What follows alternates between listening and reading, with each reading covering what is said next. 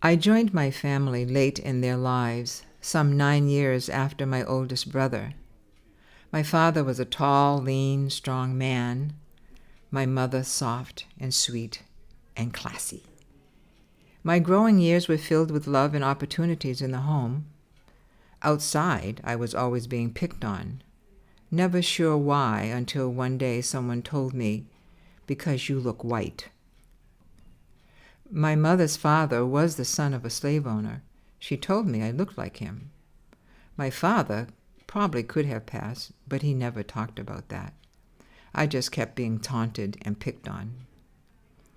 One day, accosted by a group of 5 to 6 females pushing me around and pulling my hair, I called out to my brothers to help. I got away and ran to our apartment. As I reached the door, my father had responded to my call for help. I was locked out. In my head, I heard his voice, "You have to stand up to these bullies or they will take control of you." I turned quickly and began moving like an electrified Dutch windmill. They withdrew. I'm not clear if any punches connected. I felt crazy, awashed in tears. But he had taught me to fight. A year later, a fellow with a magnificent voice, also teased because he was a fag, asked me to be his prom date. I spoke to my parents about it, somewhat hesitant, as I had known my father to make some disparaging remarks. He asked me if I wanted to go.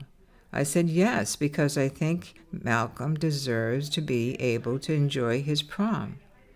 My father said, "Then you should accept." Of course I went.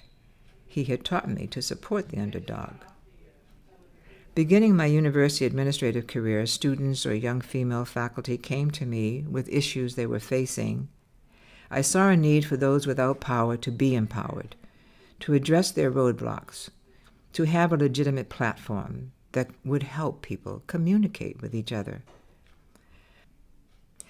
This tweaked my interest in conflict resolution and led to becoming a trained certified mediator. When asked to co-chair a committee to review the sexual harassment policy, the first results were met with lukewarm enthusiasm.